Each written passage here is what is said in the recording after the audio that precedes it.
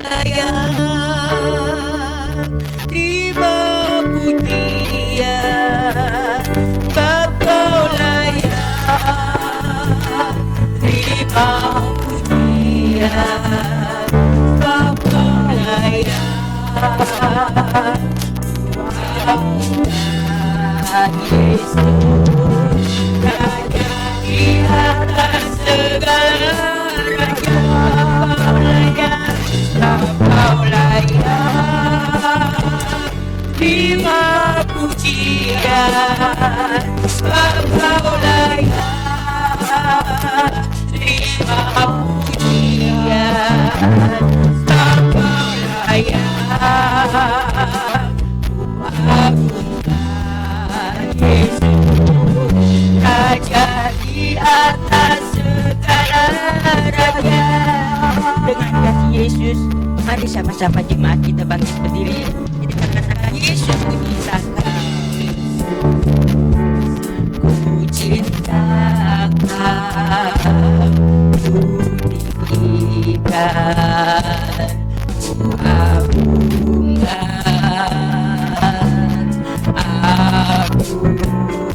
aku kan memujimu, baik di dalam suka dan duka.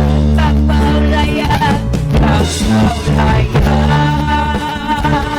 terima pujian, Kau layak, terima pujian, Kau layak. Yesus, Raja di atas segala raja. Terima pujian, Kau layak, terima pujian, Kau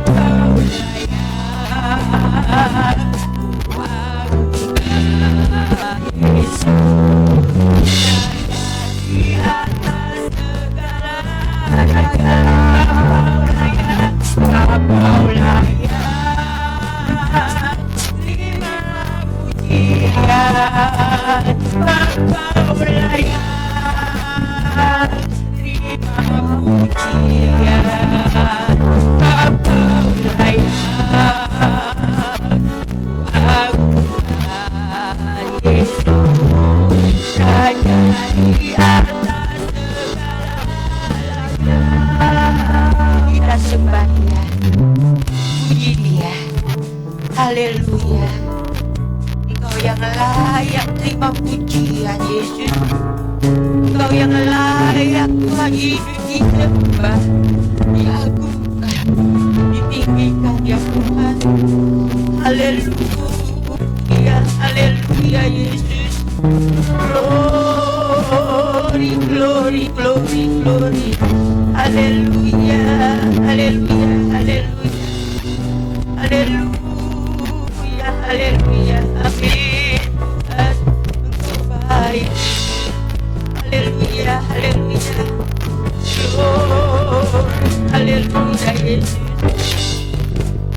Karena Yesus ku cinta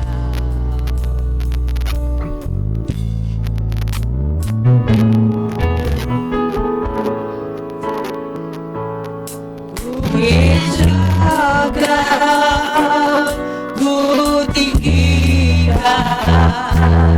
ku agungkan, agungkan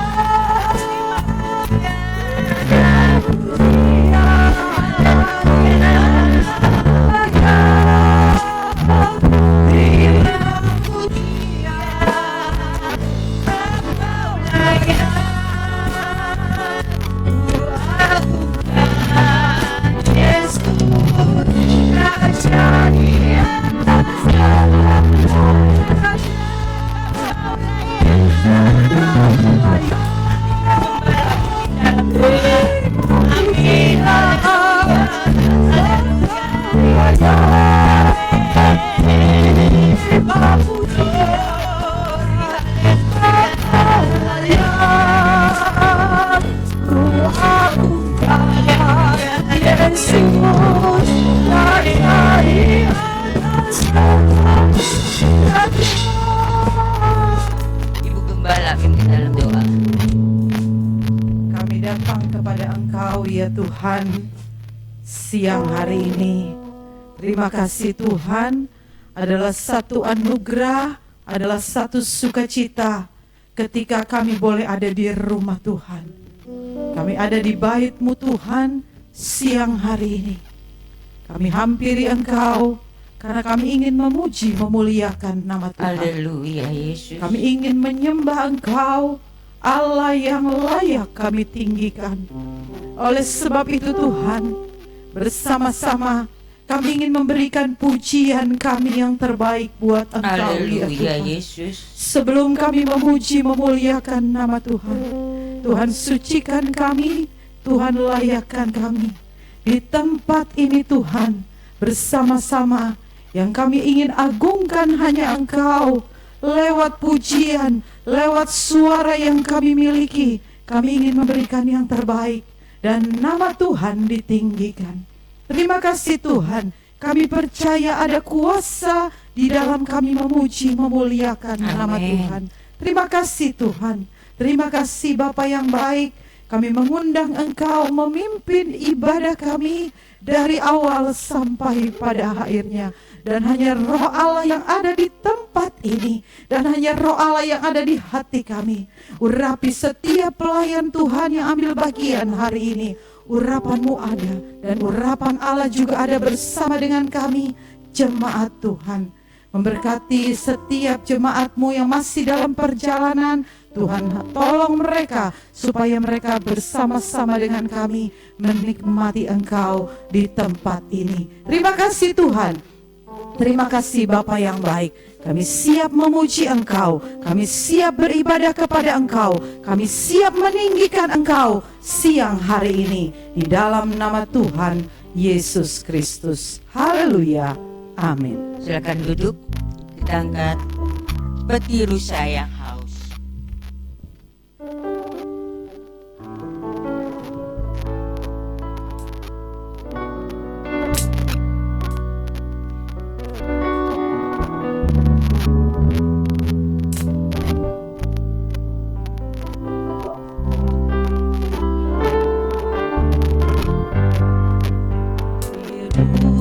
Sayang haus, rindu aliran sungaimu.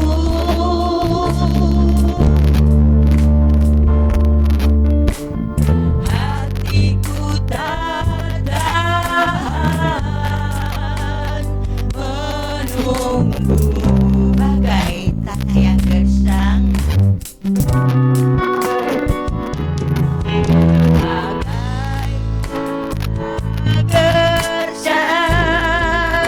Menanti datangnya hujan,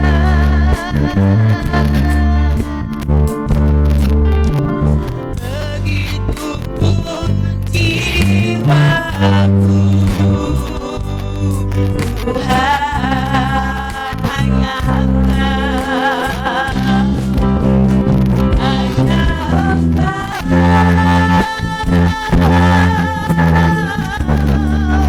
pribadi yang memenang hatiku. Tiada yang tersembunyi bagimu. Seluruh isi hatiku Kau tahu, dan bawaku dan bawaku.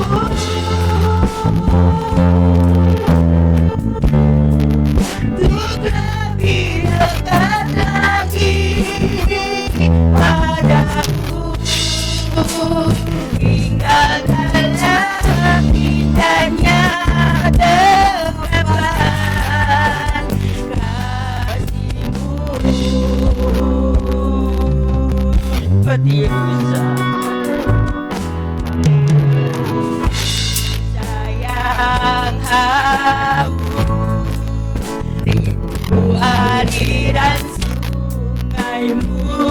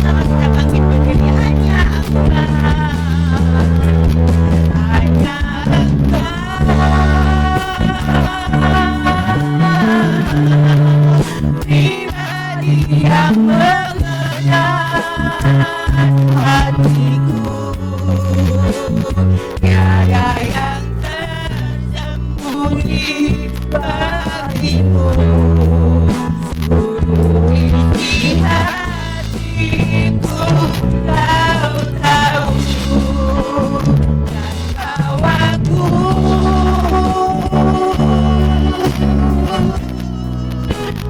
lebih dekat lagi padamu, hingga dalam indahnya genggaman kasih-Mu. Mari sama-sama kita siap memuji Tuhan. Berikan yang terbaik buat Tuhan. Haleluya. Kita angkat pujian kita, bertemu dalam kasih-Nya. Ya. Bertemu dalam kasih-Nya, berkumpul dalam anugerah-Nya, bersuka kita semua di dalam rumah Tuhan. Bertemu dalam kasih-Nya, berkumpul dalam anugerah-Nya, bersuka kita semua di dalam rumah Tuhan. Oh, saudaraku dan kau saudariku, Tuhan cinta dan mengasihi-Mu. Mari bersuka kita semua di dalam rumah Tuhan. Pujian ini mengatakan bertemu di dalam kasih Yesus. Jangan agak kaku-kaku di dalam Tuhan untuk memuji Tuhan. Lalu katakan, kau saudaraku, kau saudariku. Kita tunjuk satu dengan yang lain, karena kita di dalam Yesus. Haleluya, amin. Bertemu dalam kasih-Nya, bertemu dalam kasih-Nya, berkumpul dalam anugerah-Nya, bersuka kita semua di dalam rumah Tuhan. Bertemu dalam kasih-Nya, berkumpul dalam anugerah-Nya, bersuka kita semua di dalam rumah Tuhan. Oh, saudaraku dan kau saudariku, Tuhan cinta dan mengasihi-Mu. Bersuka kita semua di dalam rumah Tuhan. Saudaraku dan kau saudariku, Tuhan cinta dan mengasihi-Mu. Mari bersuka kita semua di dalam rumah Tuhan. Besarkan nama Tuhan, besarkan nama Tuhan. Pujilah Dia, kemurahan-Nya besar, tiada ternilai. Aku tak dapat balas besar kasih-Nya. Oh, besarkanlah nama-Nya, Tuhan yang ajaib, Tuhan yang ajaib, Tuhan yang kuasa, Tuhan yang menolong hidupku. Haleluya. Tuhan yang ajaib, Tuhan yang kuasa, jiwaku ditebus oleh-Nya. Katakan, besarkan nama Tuhan, besarkan nama Tuhan. Pujilah Dia, kemurahan-Nya, kemurahan-Nya besar, tiada ternilai. Tak dapat balas besar kasih-Nya. Oh, besarkanlah nama-Nya, Tuhan yang ajaib, Tuhan yang ajaib, Tuhan yang kuasa, Tuhan yang menolong hidupku. Haleluya. Tuhan yang ajaib, Tuhan yang kuasa, jiwaku ditebus oleh-Nya. Haleluya. Kita tetap berdiri. Di sini kita kita berkumpul di dalam keluarganya Yesus. Amin. Katakan, ku cinta keluarga Tuhan.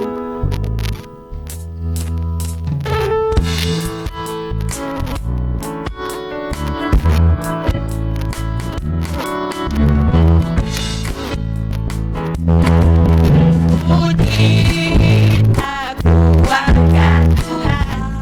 Haleluya. Berjalin batas sekali. Semua saling mengasihi. Betapa senangku menjadi keluarga yang Tuhan. Cinta keluarga Tuhan. Cinta keluarga Tuhan. Berjalin besar sekali. Semua saling mengasihi. Betapa senangku menjadi keluarga yang Tuhan. Kasih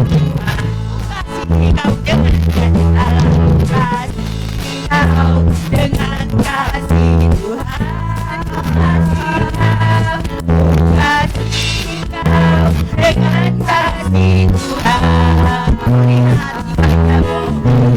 kasih Tuhan. Kemuliaan saja. Kasih kau dengan kasih Tuhan. Kasih kau dengan kasih Tuhan. Kasih kau dengan kasih Tuhan.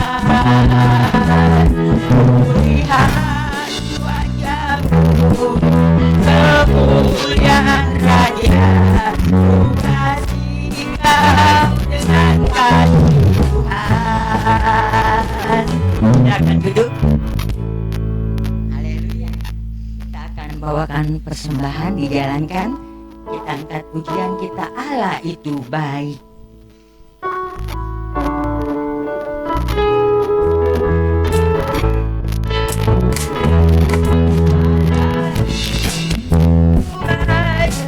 Baik bagiku. Kasih setianya.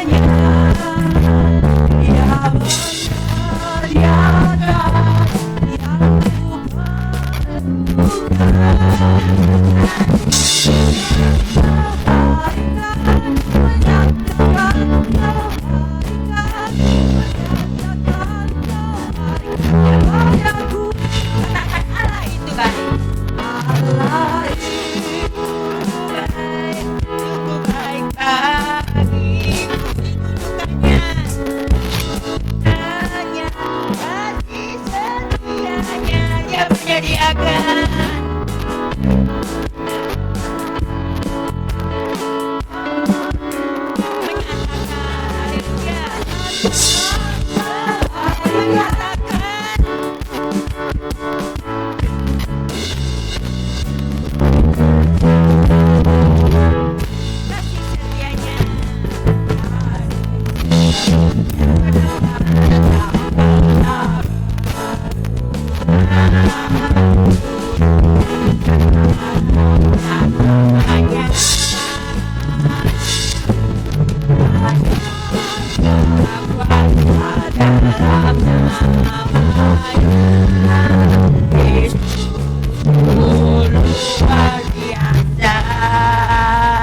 Tepuk tangan buat Tuhan Yesus.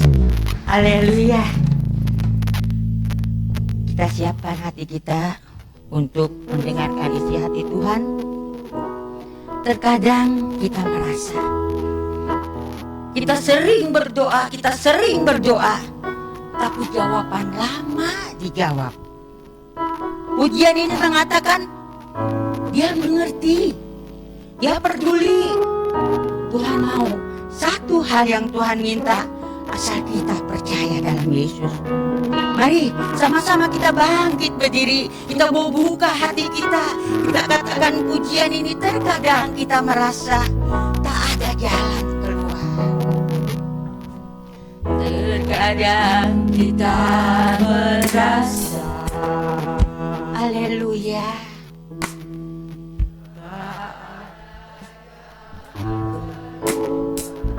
tak ada lagi waktu,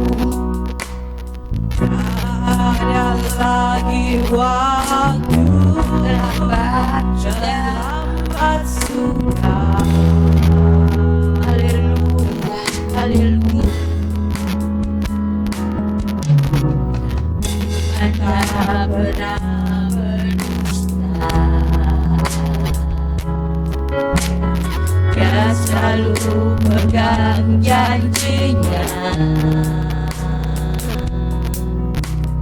Bagi orang percaya, puji saja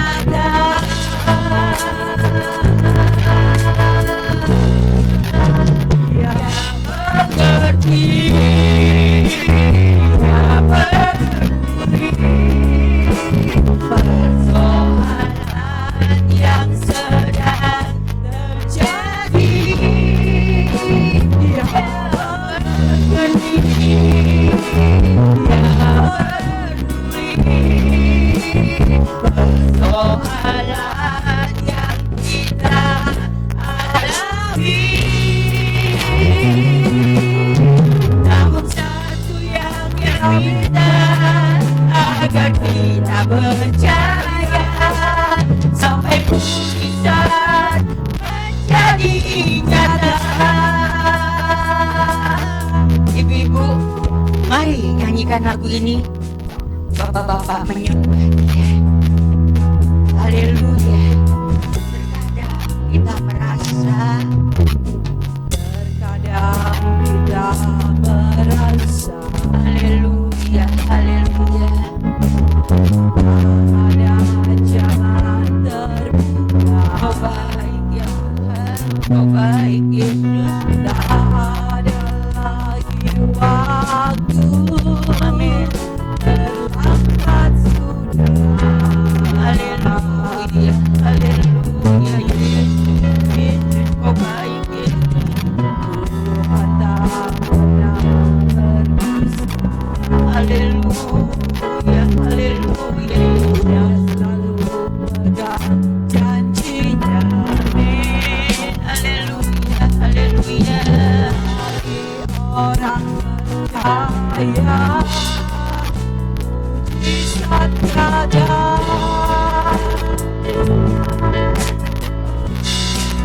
Dia mengerti,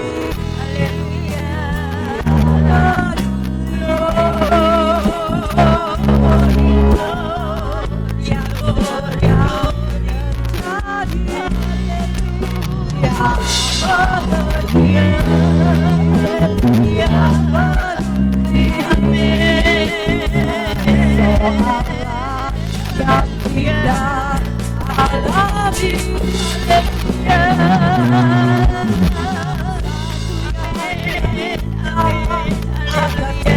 Percaya, Amin. saat menjadi nyata. Ibu-ibu menyembah, bapak-bapak nyanyikan lagu ini. Terkadang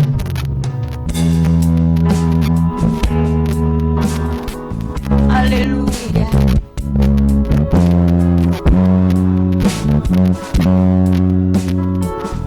amin. Tuhan Kau baik Yesus. Amin. Haleluya, haleluya. Tak pernah berdusta. Glory, glory. Selalu pegang janjinya. Amin. Orang percaya,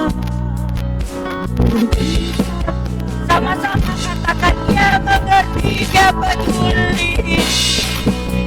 Dia mengerti,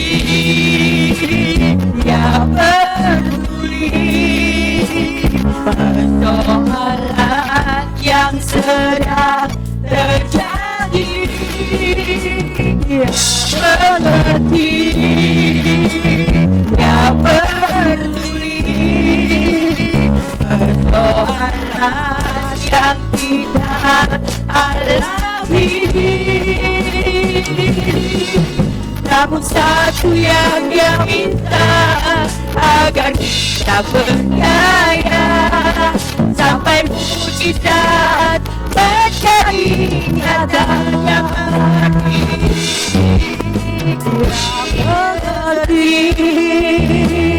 Dia peduli persoalan yang sedang terjadi.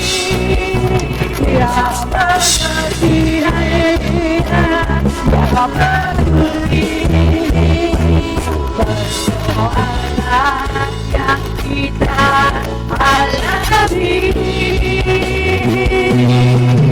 Namun satu yang Dia minta, agar kita percaya sampai mujizat menjadi nyata. Hanya satu yang Dia minta, hanya satu yang Dia minta, agar kita percaya sampai mujizat menjadi nyata. Haleluya. Terima kasih Tuhan, Engkau baik ya Tuhan. Biarlah kehendak-Mu yang selalu ada di dalam hidup kami ya Tuhan. Kami mau menunggu waktunya Engkau di dalam hidup kami Tuhan. Kami mau jawaban dari Engkau di dalam hidup kami ya Tuhan. Seringkali kami mau terburu-buru, sekali kami ingin mencepat-cepat mendengar jawaban-Mu Tuhan. Tetapi pujian ini mengatakan hanya satu yang Tuhan minta, asal kita percaya di dalam Yesus. Terima kasih ya Tuhan, terima kasih. Engkau baik di dalam hidup kami. Engkau begitu besar di dalam hidup kami ya Tuhan. Tidak ada yang sama seperti Engkau ya Tuhan. Bekerjalah terus dan terus di dalam hidup kami ya Tuhan, supaya kami semakin hari semakin mengenal isi hati-Mu buat kami ya Tuhan. Terlebih firman yang akan disampaikan oleh hamba-Mu ya Tuhan. Urapi hamba-Mu ya Tuhan, singkapkan segala kebenaran firman-Mu buat kami ya Tuhan. Biar kami boleh menjadi jemaat yang kuat di dalam Engkau, jemaat yang mengerti panggilan-Mu, jemaat yang menunggu asal kebaikan-Mu di dalam hidup kami. Terima kasih ya Tuhan, terima kasih. Kami belajar mau menyenangkan hati-Mu, kami mau belajar menyiapkan hati kami untuk mendengarkan firman-Mu. Segala puji bagi Engkau. Dalam nama Tuhan Yesus Kristus kami sambut firman-Mu. Haleluya, amin.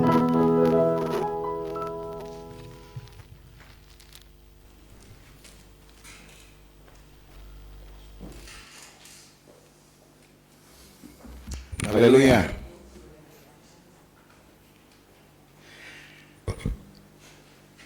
Saudara masih cinta Tuhan?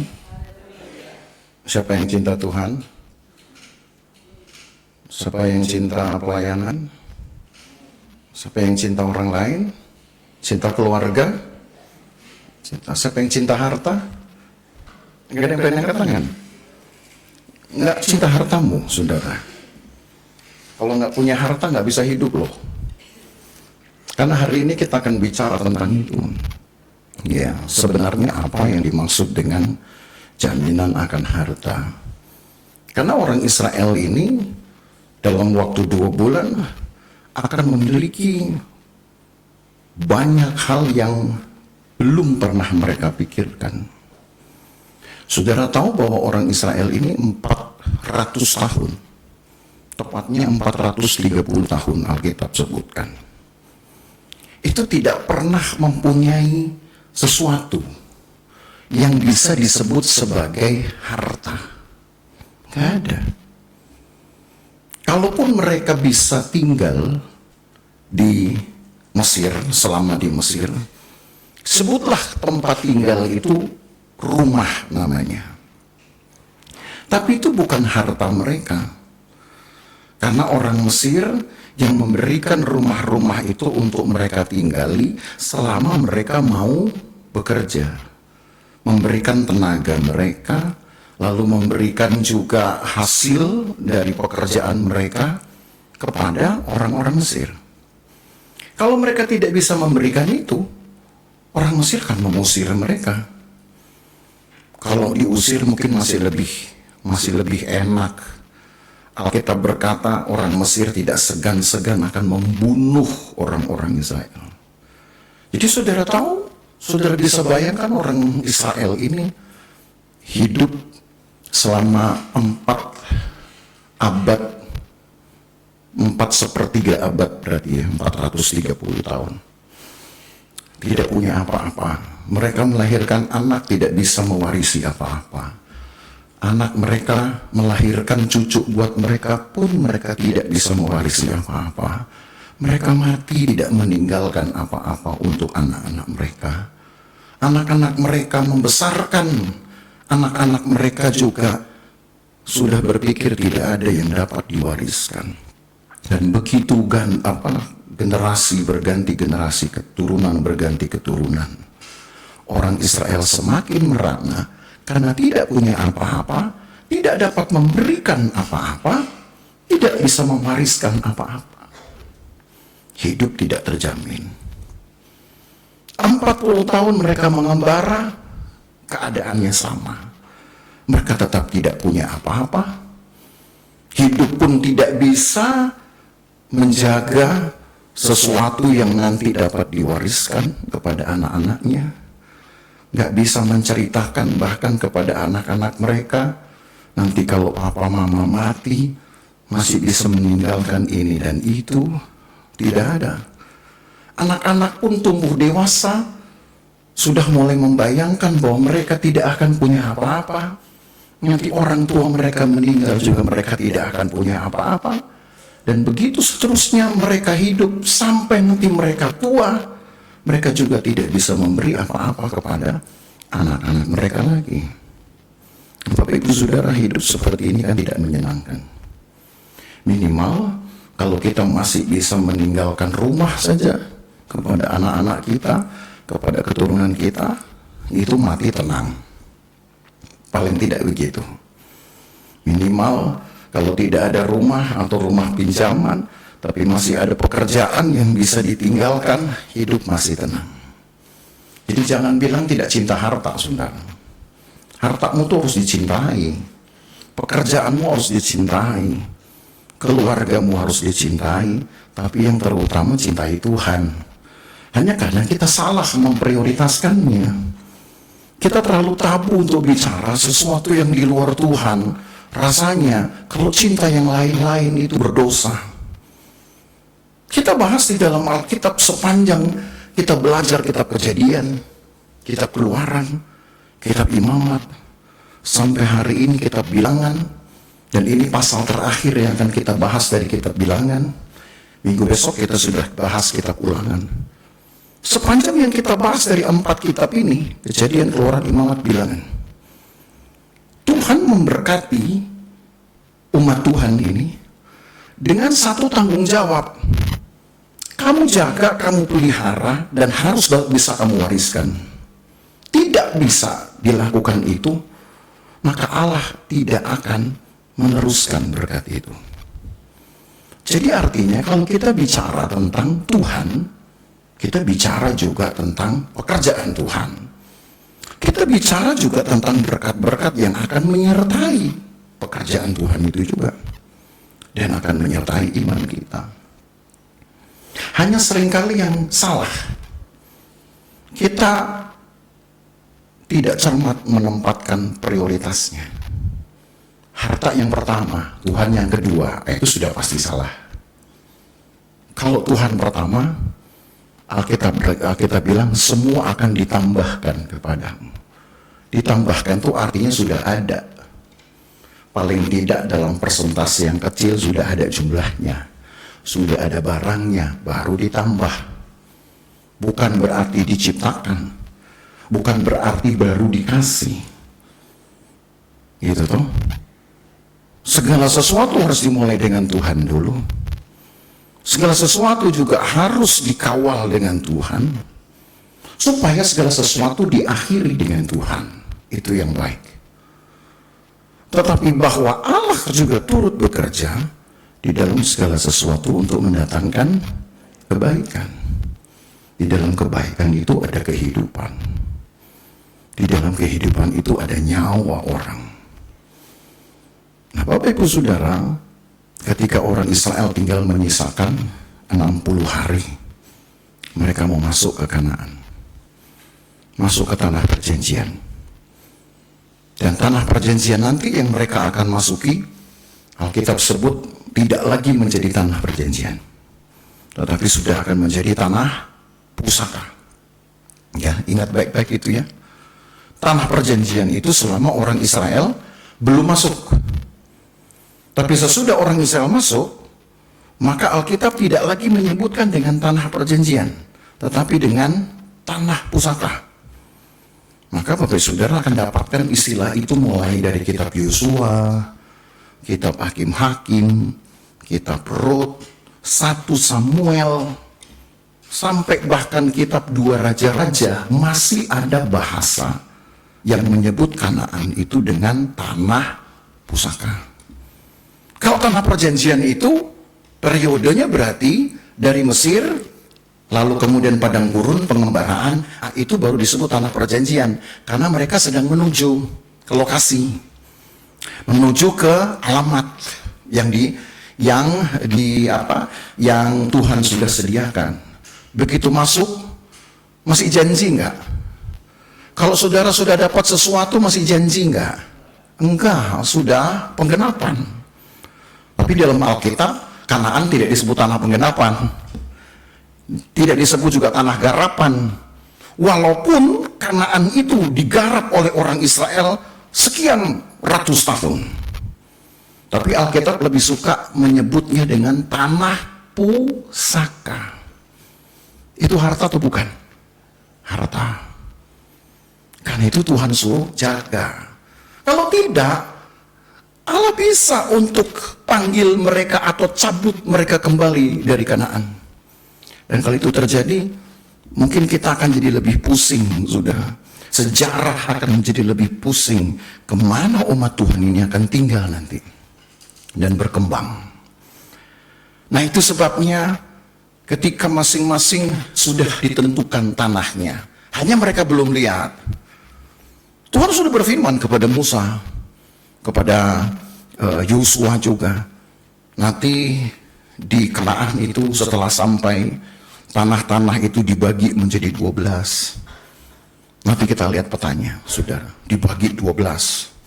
Yang paling selatan itu akan dimiliki oleh suku Yehuda. Yang paling utara akan dimiliki oleh suku Dan. Yang paling kiri nanti akan dimiliki oleh suku Gad. Yang paling kanan akan dimiliki oleh suku Manasye. 8 arah mata angin, semua sudah dipetakan. Jadi zaman dulu Musa dan Yosua itu sudah punya peta Kanaan, lengkap dengan pembagian tanah itu menjadi 12. Sebab 12 suku Israel harus punya semuanya. Tapi orang Israel sendiri belum tahu. Namanya juga masih blueprint. Ya, kalau orang bangun itu blueprint. Ya, ini ada orang arsitek, kalau mau bangun mesti ada blueprintnya, kan gitu. Ini arsitek nih, saudara. Ya, mesti ada tuh cetak biru, betul ya? Nah, gitu. Yang tahu, yang gambar, saudara.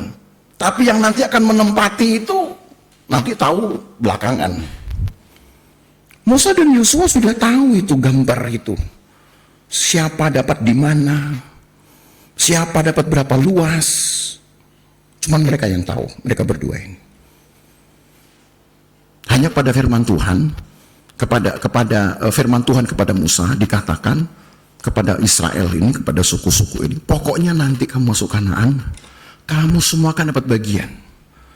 Tapi bagian di mana, di utarakah, di arah mata angin manakah, berapa luas, belum ada yang tahu.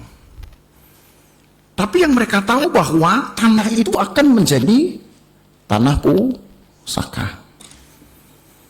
Nah, ketika mereka sedang siap-siap, maka mereka senang dong. 430 tahun tidak punya apa-apa. Lalu akan masuk ke satu tanah dan langsung punya apa-apa. Tidak perlu bikin akte tanah. Di Alkitab belum ada pejabat pembuat akte tanah. Ya. Tidak ada pajak pembelian, pajak penjualan. Enak bener orang Israel ini. Kalau saudara jadi orang Israel mau nggak? Yang seperti ini, nggak punya apa-apa langsung dikasih tanah. Mau ya? Jangan jaim, mau gitu. Dikasih tanah kok nggak mau. Hal tanah itu mau diapain urusan nanti, pokoknya dikasih aja dulu. Siapa yang tidak suka, saudara? Tapi rupanya dibalik dari pemetaan itu, ada beberapa peraturan yang juga mengandung konsekuensi. Sebenarnya sudah pernah kita bahas itu konsekuensinya. Tapi kalau kita lihat di dalam Bilangan pasal 36, mari kita baca Bilangan 36. Bilangan pasal 36, dari ayat 1 sampai ayat 4 saja dulu. Maka saudara akan segera melihat konsekuensinya ini dapat memberatkan pihak-pihak tertentu. Bukan berarti pekerjaan Allah tidak adil, saudara ya. Tapi memang selalu ada resikonya. Nah, di dalam ayat 1 sampai 4 tertulis begini. Mendekatlah kepala-kepala puak dari kaum Bani Gilead bin Ma'akir bin Manasye, salah satu dari kaum-kaum keturunan Yusuf, dan berbicara di depan Musa dan pemimpin-pemimpin kepala-kepala suku Israel. Kata mereka, Tuhan telah memerintahkan tuanku untuk memberikan tanah itu kepada orang Israel sebagai milik pusaka. Tuh, di kitab Bilangan aja sudah disebut milik pusaka, walaupun sebenarnya masih tanah perjanjian. Tapi mereka tahu bahwa tanah itu nanti akan menjadi milik pusaka dengan membuang undi. Dan oleh Tuhan telah diperintahkan kepada tuanku untuk memberikan milik pusaka Zelafehat. Zelafehat itu adalah anak dari Manasye, anak laki-laki, gitu ya. Tetapi, nah, saudara baca selanjutnya, saudara kami kepada anak-anaknya yang perempuan. Nah, Zelafehat ini ternyata tidak punya anak laki-laki. 5 anak yang lahir baginya semua perempuan. Lalu datanglah satu konsekuensi bagi mereka, ayat 3. Seandainya mereka kawin dengan salah seorang anak laki-laki dari suku lain di antara orang Israel, maka milik pusaka perempuan itu, yaitu anak-anak Zelafehat tadi, akan dikurangkan dari milik pusaka bapak-bapak kami dan akan ditambahkan kepada milik pusaka suku yang akan dimasukinya, maksudnya suku suaminya. Gitu. Jadi akan dikurangkan dari milik pusaka yang diundikan kepada kami. Lalu ketentuan keduanya, ayat 4. Apabila tiba tahun Yobel bagi orang Israel, milik pusaka perempuan itu akan ditambahkan kepada milik pusaka suku yang akan dimasukinya, maksudnya milik pusaka suaminya, dan akan dikurangkan dari milik pusaka suku nenek moyang kami. Jadi orang-orang Israel ini galau.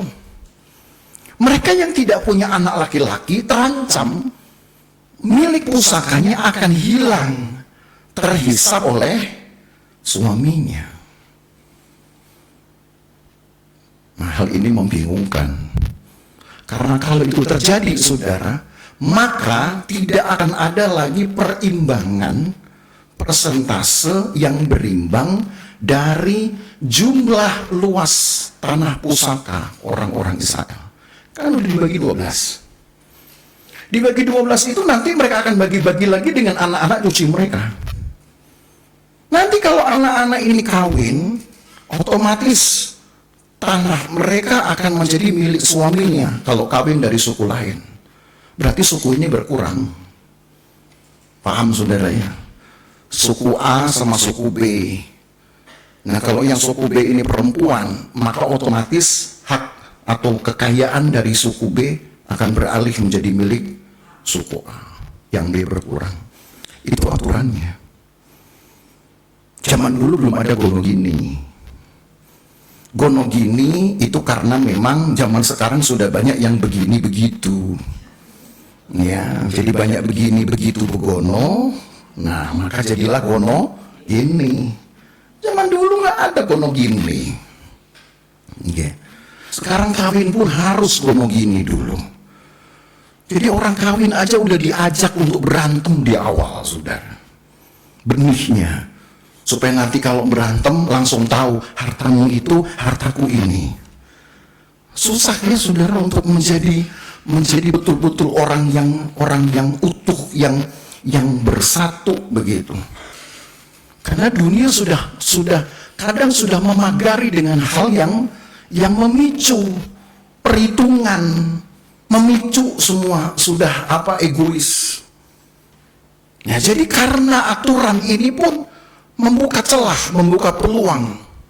Kalau sampai terjadi memang, dan memang sudah terjadi ini, bakal terjadi, sebab anak-anak Selofehad yang tidak lain adalah cucunya Manasye, tidak ada yang laki.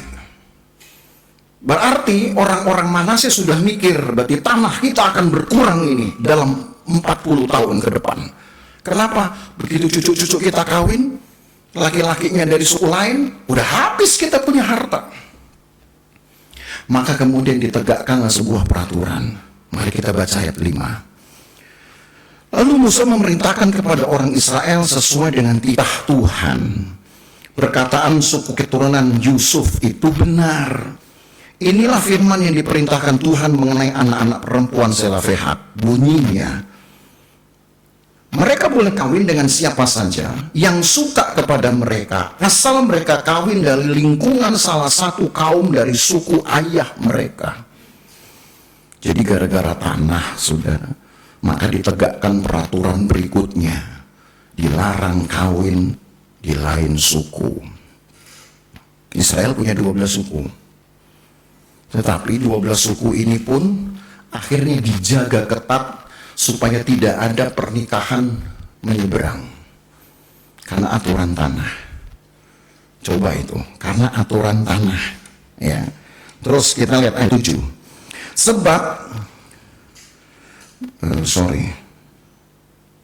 Sebab milik pusaka orang Israel tidak boleh beralih dari suku ke suku. Jadi nggak boleh beralih dari suku ke suku. Ya. Tetapi orang Israel haruslah masing-masing memegang milik pusaka suku nenek moyangnya. Jadi, setiap orang perempuan di antara suku-suku orang Israel yang telah mewarisi milik pusaka haruslah kawin dengan seorang dari salah satu kaum yang termasuk suku ayahnya, supaya setiap orang Israel mewarisi milik pusaka nenek moyangnya. Sebab milik pusaka tidak boleh beralih dari suku ke suku. Tapi suku-suku orang Israel haruslah masing-masing memegang milik pusakanya sendiri. Jadi ditegakkan aturan, bukan ditegakkan, diperbaharui aturan sebelumnya. Sekarang suku-suku harus mencari jodohnya dari sukunya sendiri. Saudara tahu gara-gara firman Tuhan ini, sampai hari ini orang Israel ini kesukuan sekali. Sangat kesukuan. Mereka punya 12 suku. 10 suku sudah dianggap lenyap. Tinggal 2 suku.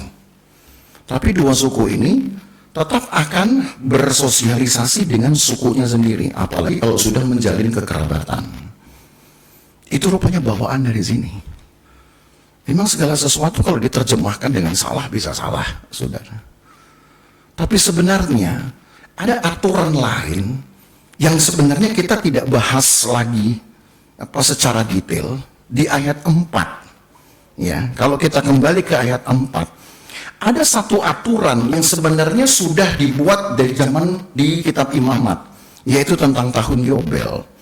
Ayat ini berkata, ayat 4-nya, maka apabila tiba tahun Yobel bagi orang Israel, milik pusaka perempuan itu akan ditambahkan kepada milik suku yang akan dimasukinya. Karena dalam peraturan Yobel, setiap 50 tahun sekali, setiap selesai putaran 7 kali sabat, satu sabat itu 7 tahun. 7 kali sabat berarti tahun ke-49. Ditegakkanlah memang di dalam Taurat, 1 tahun setelah sabat yang ke-7 harus dibuat lagi sabat ganda. Itu yang dikenal dengan Yobel. Jadi Yobel itu adalah sabat ganda, sabat ke-49 dan sabat ke-50 tahun.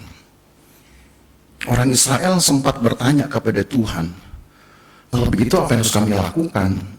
Kalau mereka hanya merayakan sabat 1 kali di tahun ke-7, tahun ke-14, tahun ke-21, aturannya agak ringan. Orang Israel tidak boleh mengerjakan tanah itu selama tahun sabat, 1 tahun. Tapi nanti di tahun ke-6, Tuhan akan memberikan hasil bumi 2 kali lebih banyak, supaya yang 1 kali akan menjadi makanan mereka di tahun ke-7. Karena di tahun ke-7 mereka tidak boleh bekerja. Tapi kalau tahun berikutnya sabat lagi, orang Israel tanya, kami mau makan apa? Tuhan bilang gampang. Kan aku yang empunya embun, gitu. Aku yang empunya langit. Tuhan berkata pada sabat menjelang sabat ganda,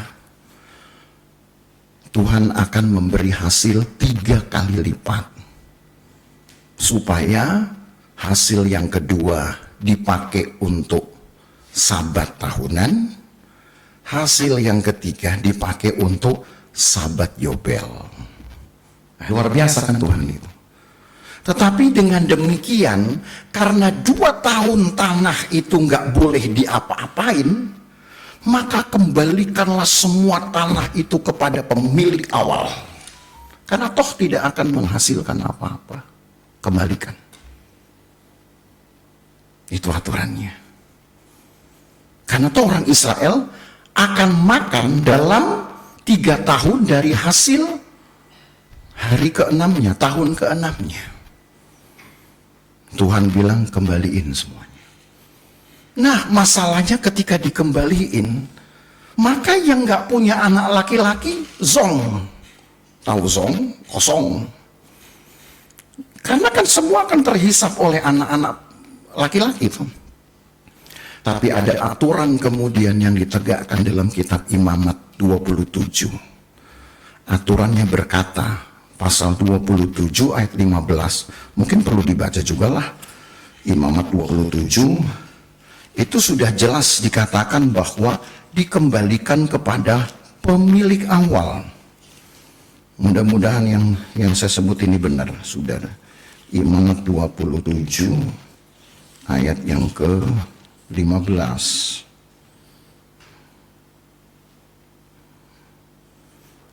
Ya kan salah tuh.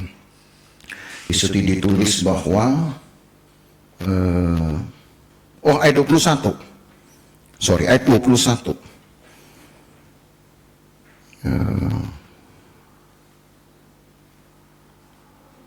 Ya, ada ayat berkata ayat 24. Nah, baru ini betul. Imamat 27 ayat 24.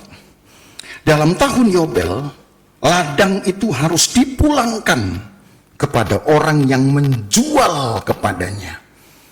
Dipulangkan kepada orang yang menjual kepadanya, yakni orang yang mula-mula memiliki tanah itu.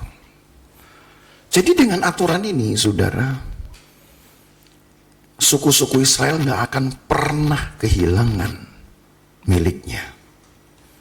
Kalaupun mungkin kehilangan karena status perkawinan, walaupun sudah ada ketentuan carilah pasangan dari suku sesukunya. Tapi kalau nggak tersedia juga laki-laki, ya sudah, apa boleh buat, menyeberanglah ke suku yang lain. Tapi itu sudah kalau betul-betul nggak ada lagi laki-laki dari sesukunya. Tapi Tuhan tetap pelihara berkat untuk tiap-tiap suku Israel. Pada tahun Yobel atau tahun ke-50 dan kelipatannya, tahun ke-100, 150, ke-200 gitu ya. Artinya tahun ke-50, setiap tahun ke-50, tanah itu harus dikembalikan kepada pemilik awal. Nah, di sini kita seringkali akan mikir, saudaranya, kenapa Tuhan menjadi seperti tidak adil? Nggak fair dong buat pemiliknya, buat yang sudah memiliki tanah itu. Saya punya tanah, saya jual. Lalu nanti tahun ke-50, tanah itu harus dikembalikan ke saya. Kan sudah lepas. Jangan saudara bilang Tuhan gak adil di situ. 50 tahun tanah yang dibeli itu sudah memberikan kehidupan dan masa depan untuk si pembeli. Yang punya tanah gak dapat apa-apa. Hanya setiap tahun ke-50 tanah itu dikembalikan. Cukup dikembalikan. Setelah itu dikasih lagi? Enggak, memang. Kalau kamu masih mau miliki tanah itu, maka setelah tahun Yobel beli lagi. Tapi kan tanah itu selama 50 tahun sudah memberi makan atas hidupmu. Sampai sini setuju nggak saudara konsep Alkitab? Saya punya tanah, saya jual. 50 tahun balik ke saya. Tapi selama 50 tahun saya nggak dapat apa-apa dari tanah itu. Yang beli tanah itu yang dapat apa-apa. Dia bisa bercocok tanam, dia bisa membangun usahanya. Pokoknya bisa dapat uang, bisa dapat kehidupan dari tanah itu. Dalam 50 tahun. 50 tahun kemudian dibalikin ke saya. Tapi nanti tahun ke-51 dia harus beli lagi. Maka kalaupun dia beli lagi, uang yang dia berikan ke saya sebagai pemilik tidak akan sebanding dengan uang yang sudah dia hasilkan dalam 50 tahun. Paham nggak konsepnya? Paham konsepnya? Itu berkat Tuhan seperti itu. Cuman manusia kadang mikirnya kan sudah lebih egois. Nggak bisa, punya gue. Sampai 7 turunan punya gue. Enak aja lu. Kita ini kadang lebih jahat pikiran kita daripada rencana Tuhan. Allah berkati kita dengan pekerjaan. Allah berkati kita dengan banyak hal. Untuk 1 kali 50 tahun misalkan, saudara. Kemudian kita berikan semua. Nggak semuanya banget sebetulnya. Sebutlah modal. Misalkan, saudara. Misalkan. Ini cuman sebutlah contoh omong kosong. Tapi contohnya yang mau kita tangkap. Saudara pernah minjemin uang, modalin, bukan minjemin, maksudnya modalin seseorang 50 juta. Wah, dalam 50 tahun orang ini rupanya sudah jadi orang kaya, saudara, dari 50 juta kita. Kita kebagian nggak? Cuman diingat doang. Ya, dia mau jadi orang kaya, dulu minjem gue tuh 50 juta. Paling cuman begitu kan. Kayak sakit hati gitu. Lalu 50 tahun kemudian orang itu datang ngembaliin nih 50 juta yang pernah kamu kasih ke saya. Misalnya, sekarang saya sudah punya usaha gini. Tetap yang kita punya 50 juta. Nggak dibungain, nggak apa. Kan kita modalin. Kita bukan tengkulakin, sudah. Gitu. Tapi dengan begitulah hak atau jaminan hidup seseorang masih dilindungi oleh Tuhan. Maka saudara jadi orang jangan pelit-pelit. Kalau sudah merasa diberkati, saudara kasih sedikit sama orang lain itu tidak akan mengurangkan berkat Tuhan kepada saudara. 50 tahun ini hidup dari tanahnya orang lain. Taruh udah dibeli. Beli 1 miliar misalkan gini. Rupanya 50 tahun dia sudah bisa mengembangkan usaha jadi 1 triliun. Harta dia cuma 1 miliar dari tanah saudara. Lalu dipulangin. Tahun depan beli lagi. Gitu. Berapa? 10 miliar. Dibanding 1 triliun tetap 10 miliar dikit saudara. Dikit apa banyak? Nah kan susah kan saudara bilangnya. Kenapa? 10M gitu loh. Tetap banyak dong. Saya nggak mau bikin 1 triliun. 10M-nya aja. Tetap banyak. Karena manusia itu seringkali sudah egois. Saudara tahu bahwa peraturan ini telah melindungi banyak hal sebenarnya. Tuhan mengerjakan perlindungan banyak hal. Satu, perlindungan dari hak untuk hidup. Tiap orang pasti punya haknya untuk hidup karena Tuhan sudah jamin. Yang kedua adalah perlindungan dari keegoisan. Kalau orang merasa bahwa hanya dia semua dan harus dia yang lebih diberkati dari orang lain, orang ini akan jatuh di dalam dosa lebih buruk daripada dosa-dosa lainnya. Maka hati-hati. Tuhan itu pelihara umat Tuhan. Dan yang kedua dari cerita ini yang mau ditegakkan adalah apapun siapapun keturunan, baik perempuan, baik laki-laki, tidak ada beda. Perempuan berhak atas pusaka.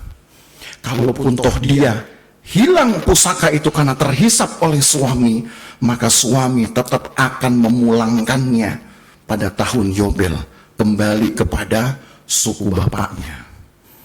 Dan bahkan sebenarnya bukan hanya memulangkan, ada hitungannya di dalam kitab Imamat. Hitungannya itu adalah dari setiap tahun sisa dihitung dari tahun pembeliannya. Antara setelah Yobel atau sebelum Yobel. Memang agak ribet, tapi saya nggak mau khotbahkan itu, saudara. Karena saudara mesti bawa kalkulator. Ya. Tapi yang jelas bahwa sebelum orang Israel masuk ke tanah Kanaan, sebelum orang Israel akan melihat apa yang mereka bisa dapatkan, 430 tahun mereka nggak pernah punya apa-apa. Maka Tuhan cuma mau mengajar, nanti kalau kamu sudah dapat berkat, jangan lupa diri karena berkat itu. Setuju? Jangan lupa diri karena berkat itu. Susah dapat berkat, memang susah. Tapi percayalah, jauh lebih susah untuk memberi, saudara.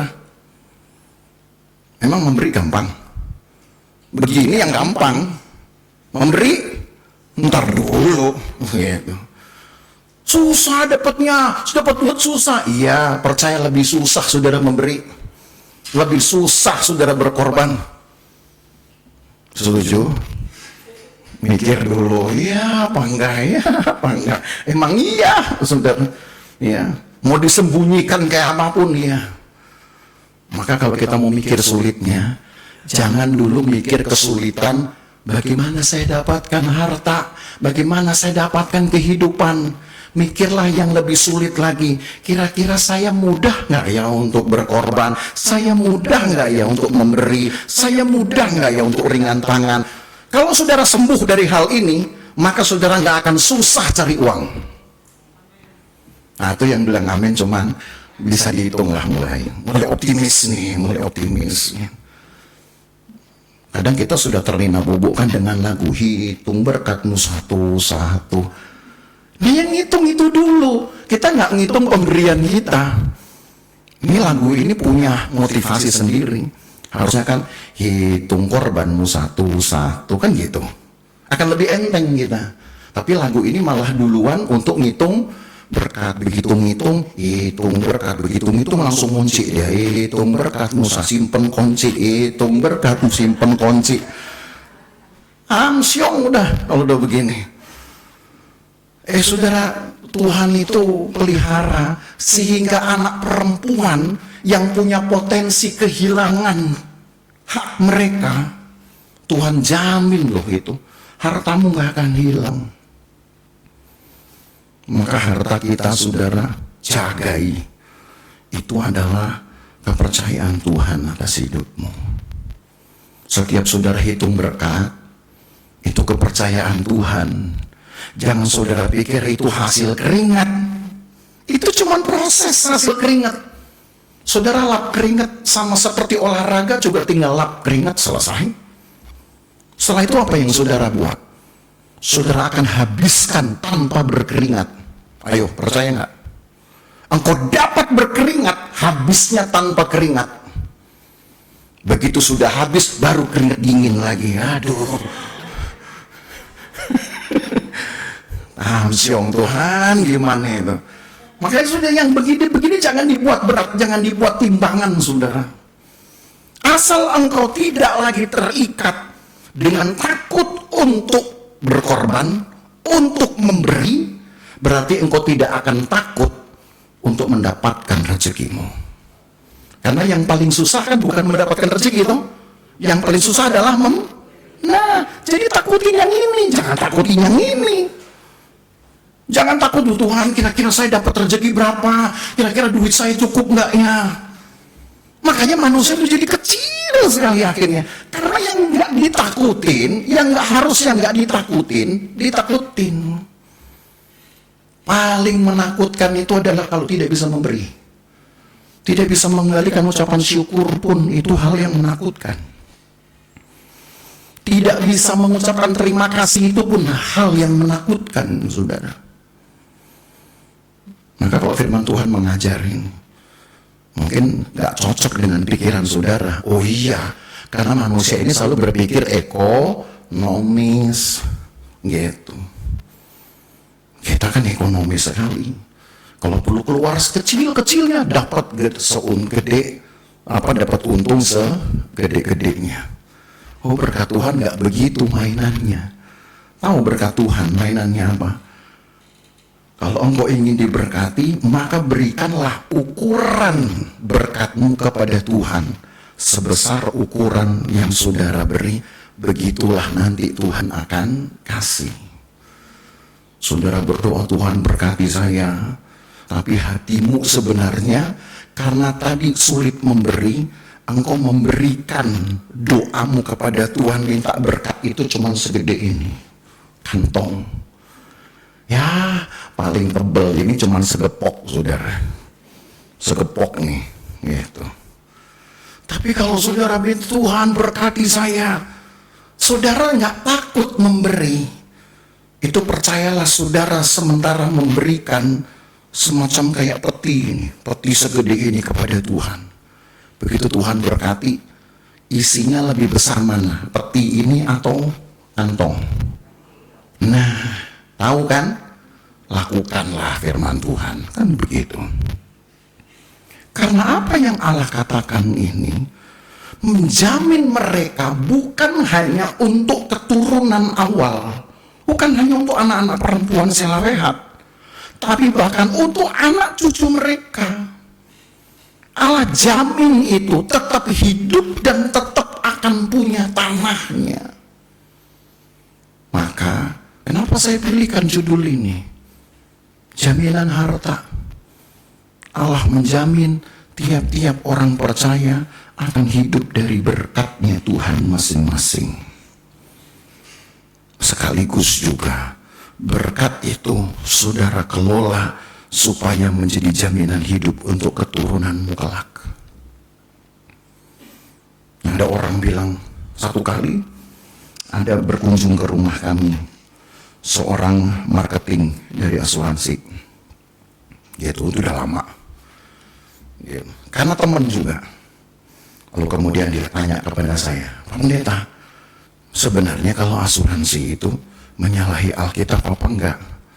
Saya bilang, kenapa kau tanya? Gitu. Kebetulan tinggalnya nggak jauh dari rumah kami, saudara. Ya. Kenapa kau tanya?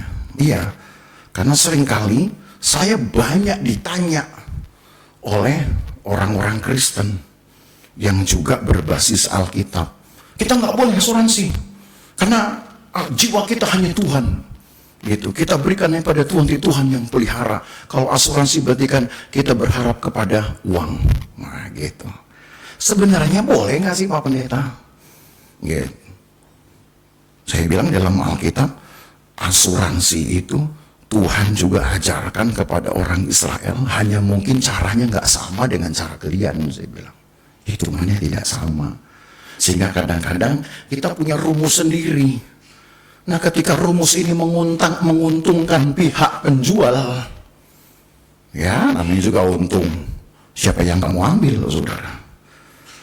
Ketika ini menguntungkan pihak penjual, pihak pertama, ya pasti akan diburu, saya bilang gitu.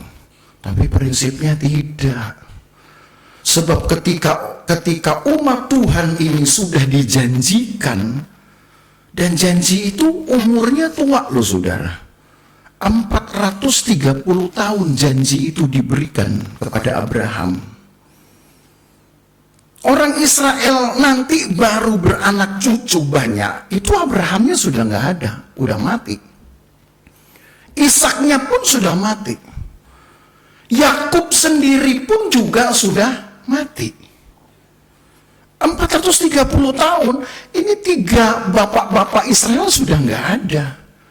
Mereka nggak akan bisa lihat ini. Tuhan betul-betul nggak menggenapkan janjinya. Karena udah terlampau tua, 430 tahun Allah berjanji. Baru digenapi 430 tahun kemudian. Cukup lama. Tetapi yang jelas bahwa Allah tidak pernah melupakan firman-Nya. Jadi jangan nanti saudara tagih bahwa firman Tuhan harus digenapi pada hidupmu. Siapa tahu nanti penggenapan baru jadi pada anak-anak saudara. Penggenapan baru jadi pada cucumu nanti. Itu kira-kira penggenapan Tuhan atau tidak? Tetap penggenapan Tuhan. Hanya memang kitanya yang nggak melihat. Tapi kan itu nggak persoalan. Karena penggenapan Tuhan itu datang sesuai dengan waktu Tuhan sendiri. Bukan waktu kita. Kita tidak menyaksikannya. Itu tidak persoalan. Tapi Allah yang jelas akan menepati janjinya. Justru kekuatan dari iman kita lah, komitmen kita lah yang menjadi faktor penting di sini. Supaya Tuhan menggenapkan janjinya. Dan generasi berikut, sebutlah dari janji kepada penggenapan itu. Supaya tetap ada di dalam kehendak Tuhan, maka generasi penerima janji harus betul-betul memastikan hidupnya benar di hadapan Tuhan. Supaya nanti ketika muncul generasi penggenap janji, walaupun bukan kita lagi toh, tapi kita yang menentukan kan. Ibadah saudara kepada Tuhan, persekutuan saudara kepada Tuhan, itu akan menentukan penggenapan di sini. Apa yang saudara buat sekarang, taruhlah itu bukan untuk dirimu, tapi itu pasti akan digenapi di dalam keturunan saudara. Tunggu tanggal mainnya. Nah, masalahnya karena kita ini seringkali butuh bukti karena melihat. Kita selalu minta Tuhan, kasih lihat dong yang di sini. Masalahnya usia kita nggak panjang, saudara. Maka jangan lagi pusing dengan usia panjang. Yang saudara harus pusingkan itu adalah, masihkah saya bisa hidup dalam persekutuan dengan Tuhan sepanjang yang saya bisa. Umur itu kan di tangan Tuhan. Tapi juga jangan berarti nggak jaga badan, nggak jaga diri, saudara. Karena juga teman saya bilang, udah makan aja. Karena mau makan, ada orang yang mati karena makan, ada orang yang mati karena kelaparan. Jadi sudah, daripada mau tahan-tahan makan nanti mati, makan aja. Kalau mati ya sudah, gitu kan. Tapi saya bilang nggak, saya nggak mau mati karena makan, saya bilang gitu. Ya, justru saya pengen hidup untuk makan, gitu. Saya pengen hidup itu untuk menikmati berkat Tuhan. Nggak apa-apa. Tapi hal terpenting adalah bukan untuk dihabiskan, dikelola, karena hidupmu masih panjang, belum keturunan kita lagi. Allah memberkati kita hari ini, supaya kelangsungan hidup keturunan kita juga masih berjalan. Setiap kali saudara bersekutu dengan Tuhan, setiap kali saudara dapat menghitung berkat Tuhan, ingat saudara, itu tanggung jawab yang Tuhan beri untuk memelihara kehidupan keturunanmu juga. Jangan saudara bilang, nanti kan itu urusan keturunan saya. Betul. Apa yang mereka gumuli dalam hidup mereka, itu untuk keturunan mereka lagi. Paham? Kita bergumul supaya berkat Tuhan itu dapat dinikmati oleh anak-anak kita. Jangan mikir anak-anak kita nanti urusan mereka. Kan berkat Tuhan masing-masing. Betul. Tapi yang mereka gumuli itu kan untuk anak-anak mereka lagi.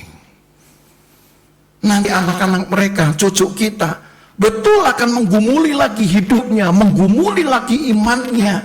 Tapi kan itu untuk memelihara kelangsungan generasi lagi berikutnya. Tiap generasi akan punya kesusahannya yang sama, pergumulannya yang sama, di samping juga pergumulannya sendiri-sendiri. Sudah, maka jangan egois hidup itu. Jangan dibilang, ini kan saya yang kerja, saya dapat duit, anak-anak lu urus sendiri, dulu bapak sama mama juga urus sendiri. Nggak gitu juga kali. Ya. Kita ingin anak-anak kita berhasil, kita ingin keluarga kita semua berhasil, dan yang menentukan siapa? Ya kan pergumulan kita, ketaatan kita kepada Tuhan, persekutuan kita dengan Tuhan. Nanti hidup dari keturunan kita Tuhan pelihara. Tapi ketika mereka hidup, mereka akan berjuang seperti kita berjuang dulu. Tapi apa yang mereka gumuli, itu juga untuk keturunan mereka lagi.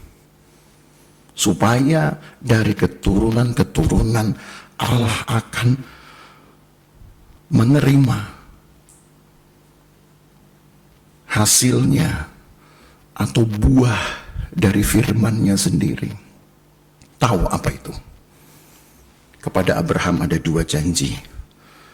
Nanti keturunanmu akan sangat banyak seperti bintang di langit dan seperti pasir di laut. Itu soal jumlah. Tapi ada yang kedua, kadang orang suka lupa. Nanti dari keturunanmu yang seperti bintang di langit dan pasir di laut ini, akan ada yang menjadi raja-raja di bumi. Nah ini yang seringkali yang janji kedua ini kepada Abraham, kita suka-suka nggak ngeh. Kita hanya apal yang pertama. Keturunanmu akan seperti bintang di langit dan kemudian seperti pasir di laut. Itu cuma perkara jumlah, perkara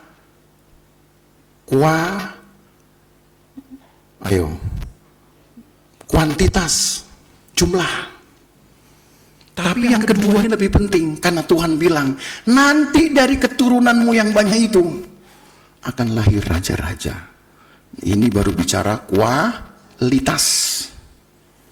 Berkat Tuhan kepada Abraham cuma berhenti nomor 1. Cuman banyak-banyakin tapi bikin susah. Makanya zaman sekarang ada anggapan banyak anak, banyak susah. Nggak kayak orang dulu, banyak anak, banyak rezeki. Itu karena sebenarnya pengaruh iman. Tahu orang dulu kenapa bilang banyak anak, banyak rezeki? Karena orang dulu itu, saudara, memberi itu lebih gampang dari zaman sekarang. Jadi begitu satu diberi, dijentrekin anaknya semua. Tuh masih banyak anak gue belum dikasih, nggak mau dikasih, saudara. Jadi banyak anak, banyak rezeki. Ntar sampai di rumah setor. Orang dulu begitu. Tapi apa-apa, nggak ada yang tersinggung. Orang sekarang, saudara, jangan kasih, anaknya banyak, ntar lu tekor. Nah gitu. Udah mikirnya lain, saudara. Kalau perlu, udah kasih, kurang aja jumlahnya, gitu. Supaya bisa dibagi-bagi. Ya, begitu diterima, cuma habis beli permen karet, sudah.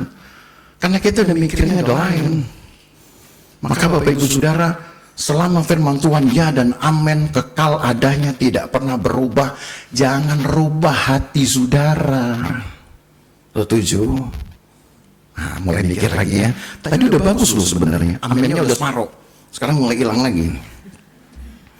Allah Allah itu tidak pernah mengurangi kekuatan firman-Nya.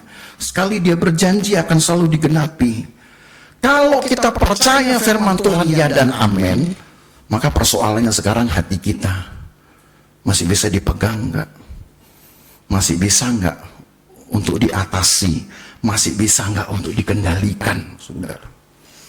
Jaminan atas harta inilah yang membuat Tuhan memikirkannya jauh sekali. 430 tahun sebelum orang Israel bisa menapaki tanah Kanaan itu. 430 tahun Allah pikirin itu. Dan Allah sudah ngomong kepada Abraham. Allah mikirnya jauh lebih tua dari kita. Maka jangan ajari Tuhan, saudara, dengan cara engkau meminta berkat Tuhan.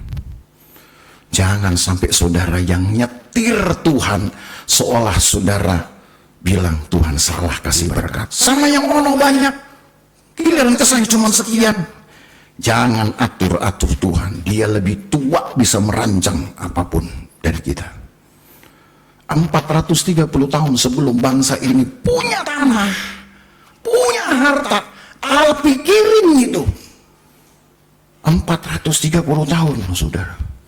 Allah sudah siapkan. Dan kalau nanti kita ikuti sepanjang nanti kita ulangan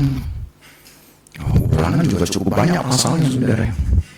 Kita akan belajar kitab ulangan nanti mulai minggu depan tuh, sampai nanti kitab 2 Raja-Raja. Apa yang Allah katakan kepada Abraham terjadi.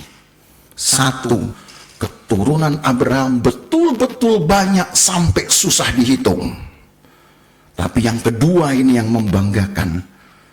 Ada 39 raja dari orang-orang Israel, dari keturunan Yakub ini yang Tuhan izinkan menjadi raja.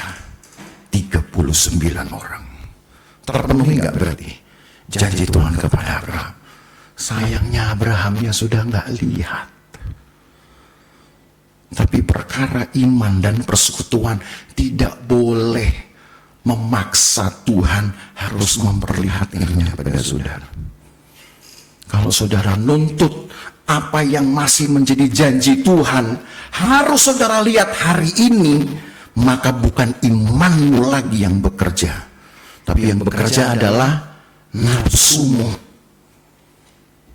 Setuju? Kalau iman bekerja, dia nggak akan pusing. Tuhan mau jadikan kapan, mau seperti apa, kapankah?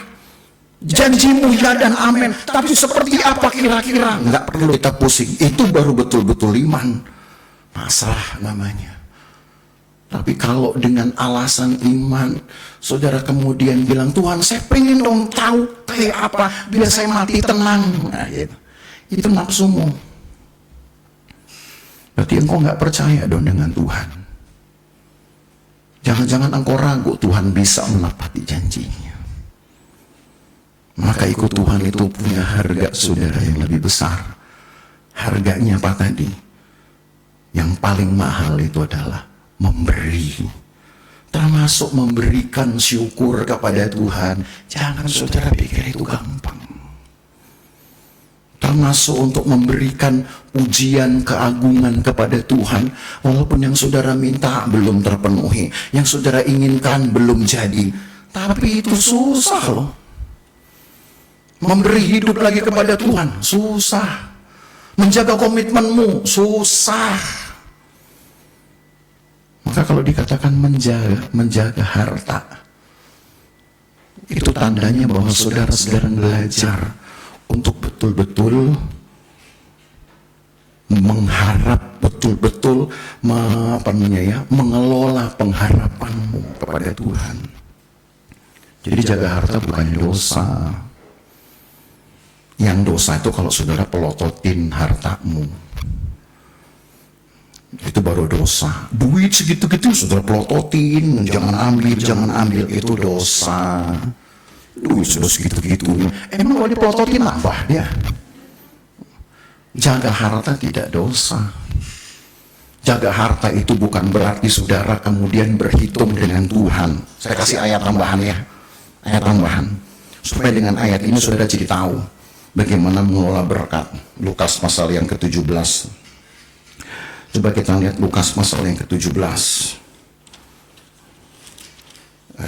Sebentar. Lukas 14 atau 17. Saya tiba-tiba ingat dengan ayat ini. Lukas pasal yang di mana ayat yang berkata Mamun yang tidak jujur. Ya, masih ada yang ingat nggak? Ini ayat tadinya nggak saya siapin, saudara. Tapi ayat ini berkata, ikatlah persahabatan dengan Mamun yang tidak jujur. Oh, Lukas 16, oke. Lukas 16. Ya, saya kelebihan satu pasal rupanya. Lukas pasal 16, ayat yang ke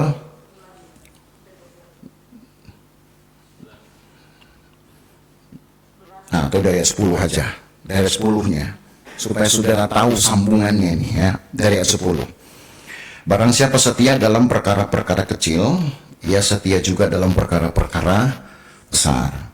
Dan barang siapa tidak benar dalam perkara kecil, ia tidak benar juga dalam perkara besar. Tuh, jadi kalau mikir susahnya, itu harus mulai mikir susah dulu yang besar, supaya saudara gampang untuk mengelola yang kecil-kecil ini. Karena kan kepercayaan ini, kalau yang kecil saja saudara lulus, yang besar itu pasti saudara akan dipercayakan. 11, jadi, jika kamu tidak setia dalam hal mamon yang tidak jujur, siapakah yang mempercayakan kepadamu harta yang sesungguhnya? Kita buat perbandingan, ada mamon tidak jujur, ada harta yang sesungguhnya. Oke? Ini dua-dua harta ini. Tapi untuk sementara ada dua variabelnya. Mamon tidak jujur dan harta yang sesungguhnya. Lalu ayat yang ke-13. Sebentar, maka bukan ini berarti ya. Ada yang tertulis, ikatlah persahabatan dengan Mamon yang tidak jujur. Itu ada nggak di sini? Nah, bukan ini, ya. Ayat itu berkata, ayat 13 ya, ayat 13. Seorang hamba tidak dapat mengabdi kepada dua tuan, karena jika demikian ia akan membenci yang seorang dan mengasihi yang lain. Atau ia akan setia kepada yang seorang dan tidak mengindahkan yang lain. Kamu tidak dapat mengabdi kepada Allah dan kepada Mamon. Ya, ayat ini sebenarnya saya nggak maksudkan ini. Hah? Wah, itu dia ayat 9. Naik ke ayat 9, saudara. Naik ke ayat 9. Dan aku berkata kepadamu, ikatlah persahabatan dengan mempergunakan Mamon yang tidak jujur. Supaya jika Mamon itu tidak dapat menolong lagi, kamu diterima dalam kemah abadi. Dua indikator, dua variabel tadi. Ada Mamon tidak jujur, ada harta yang sesungguhnya. Mamon yang tidak jujur ini harta. Tapi dia mewakili semua yang bisa habis. Hanya bahasa Alkitab memang menyebut dengan kata Mamon tidak jujur. Itu bahasa Alkitab, kamusnya Alkitab. Saudara nggak akan dapat itu di kamus yang lain. Tapi Mamon tidak jujur itu satu istilah untuk mewakili harta yang bisa habis. Apa di situ? Uang, emas, deposito, apalagi asuransi, itu bisa habis. Apa aja. Tapi variabel kedua, harta yang sesungguhnya, yang juga disebut yang abadi. Ini harta dalam kategori yang tidak bisa habis. Saudara bisa tempatkan di sini apa? Harta yang tidak habis. Kepuasan, ketenangan. Itu harta. Keluarga, keturunan, rumah, itu harta. Kalau rumah bisa habis, keluarga tidak bisa habis. Bisa habis nggak keluarga? Mana akan nyambung terus. Ya, gimana Pak kalau ada bom nuklir? Ya udah selesai, itu kiamat namanya. Jangan dipikirin kalau ada pembunuhan, itu udah lain kasus. Ada harta yang bisa habis. Dalam kamus Alkitab namanya mamon tidak jujur. Jadi bukan berarti kalau ada mamon tidak jujur, ada mamon jujur. Enggak ya. Ini hanya istilah Alkitab. Mamon tidak jujur untuk harta yang habis, bisa habis. Tapi tidak ada mamon jujur. Memang semua mamon itu tidak jujur. Tetapi ada harta yang sesungguhnya. Hal pertama yang Allah beri kepada manusia itu adalah harta yang sesungguhnya, sebetulnya. Tapi manusia nggak bisa jaga. Adam dan Hawa diciptakan. Apa harta yang paling besar yang Tuhan kasih buat mereka? Persekutuan. Nggak bisa habis. Tapi mereka nggak bisa jaga. Lalu apa lagi yang Tuhan kasih buat mereka? Yang nggak habis-habis. Keturunan. Walaupun mereka berdosa, Tuhan nggak bilang, stop, aku nggak akan izinkan kamu punya keturunan. Nggak. Kita ini keturunan Adam dan Hawa bukan? Ya itu bukan. Atau saudara ada dari, bukan Adam, Adim misalkan. Gitu. Ya. Enggak kan? Tetap semua dari Adam dan Hawa juga. Ya. Walaupun dia berdosa, Allah tetap berkati. Ada persekutuan, ada keturunan. Berkembang terus Allah berkati. Harta yang tidak bisa hilang itu adalah tanahnya. Tanah orang Israel nggak bisa hilang. Sampai hari ini. Mau perang kayak pun nggak akan hilang. Nggak akan hilang itu, saudara. Kalaupun nanti hilang, Tuhan sediakan kemah abadi tadi dikasih tahu di ayat yang ke berapa tadi, Lukas pasal 16 ayat yang ke-13 itu. Ayat yang ke-9 tadi. Supaya kamu dapat diterima di dalam kemah abadi. Buat kita ada nggak impactnya ini? Oh ada. Anak-anak Tuhan yang bahkan sering digambarkan Israel rohani, kita harusnya bahkan lebih rohani dari mereka. Harusnya. Apa yang kita punya? Harta yang sesungguhnya, persekutuan. Sama. Apalagi Tuhan kasih? Keturunan. Apalagi yang Tuhan kasih kepada kita? Tanah. Bukan tanah yang berdiri rumah di atasnya. Tanah yang saudara punya itu adalah hidupmu. Kelangsungan hidupmu. Itu berkat yang sesungguhnya. Karena Alkitab bilang, nanti kalau kita nggak mendiami kemah ini lagi, Tuhan akan sediakan kemah abadi. Hidupmu masih berlanjut kak? Masih. Saudara mati, saya akan kuburin saudara. Tapi hidupmu tidak akan bisa dihentikan. Engkau akan di sorga bersama dengan Tuhan. Yang saya kubur itu cuman jasadmu tok. Tapi hidup saudara di mana? Tuhan. Berarti itu harta yang sesungguhnya. Ini yang pertama kita dapat nih. Baru kemudian mamon yang tidak jujur. Di situ apa? Dalam hidupmu engkau bisa hitung berkatmu satu-satu kan gitu. Dari keturunanmu engkau bisa nanti memperoleh kebanggaan, sukacita. Dari persekutuan itu kan tadi harta yang sesungguhnya ini kita daftarkan itu. Dari persekutuan saudara dapatkan apa ini? Dapatkan kepuasan, ketenangan. Coba itu. Cuman kadang orang fokus di sini yang tidak jujur. Makanya banyak manusia yang memang hidupnya tidak jujur. Karena yang disayang adalah mamon yang, kan saudara yang bilang kan, bukan saya. Padahal ada harta sesungguhnya. Ini yang sedang Tuhan kasih kepada orang Israel memang masuk dalam kategori mamon tidak jujur. Tapi apa yang Tuhan genapi, sampai nanti kita bahas 2 Samuel tadi seperti saya cerita. 39 orang jadi raja. Artinya ini yang disebut dengan harta yang sesungguhnya. Tuhan berikan kepada saudara bukan hanya persekutuan, ditambah lagi tadi dengan kehidupanmu sendiri, itu berkat Tuhan. Nanti saudara beri dalam kehidupanmu kehormatan. Nanti di akhir Tuhan beri kemuliaan. Sampai Alkitab berkata, orang-orang yang bangkit nanti dari kematiannya akan diberi tubuh kemuliaan. Itu harta yang sesungguhnya. Tapi untuk menghibur saudara di dunia ini, saudara tetap akan dibekali dengan mamon yang tidak jujur. Tapi jangan berarti saudara terlampau percaya dengan mamon yang tidak jujur. Namanya juga tidak jujur. Kadang uang menipumu. Masih banyak dibilang dikit, udah gak punya duit pak gitu. Padahal punya, memang ngajarnya gak jujur. Namanya duit memang tidak jujur. Nggak ada tuh lihat tuh nggak ada ya. Tuh. Emang bener nggak ada. Namanya juga tidak jujur. Nggak, jangan main-main sama yang nggak jujur, saudara. Kalau nggak hidupmu rusak nanti. Tapi kalau yang tidak jujur ini, saudara, ikat persahabatan. Nah, itu kan kuncinya. Artinya apa?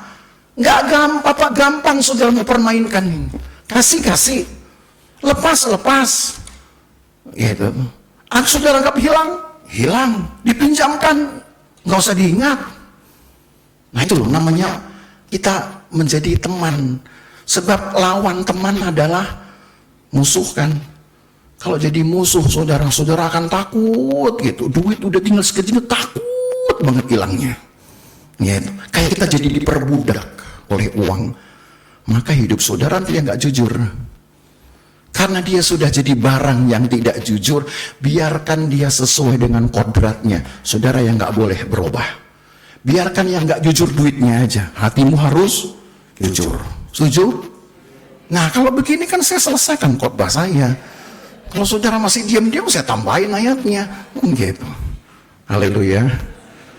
Nanti saudara akan dapat harta yang sesungguhnya. Apa itu? Persekutuanmu, keturunanmu, Tuhan akan jadikan pemimpin-pemimpin. Hidupmu Tuhan akan beri kehormatan. Karena itulah Tuhan jamin kepada anak-anak Selafehat, tenang, gak akan hilang tanahmu ini. Gak akan hilang tanahmu. Satu saat Tuhan akan kembalikan apa yang harusnya menjadi milik saudara, akan Tuhan kembalikan. Haleluya. Ayo kita berdiri. Kita nyanyi satu pujian pendek saja, saudara ya. Lagu lama ini sebenarnya. Keperluanku, Yesus saja. Keperluanku,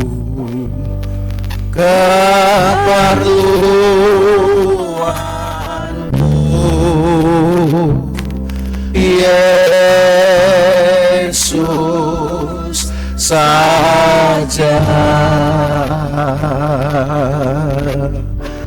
Keperluanku,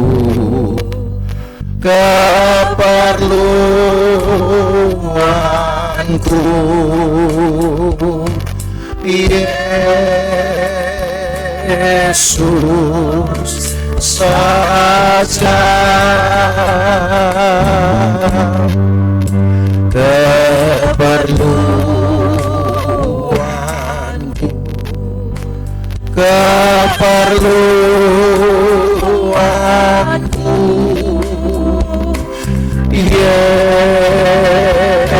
Yesus saja.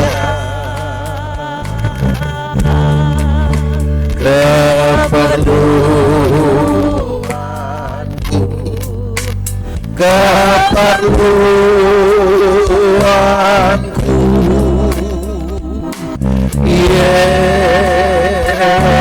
Yesus saja. Lagi dari awal. Keperluanku,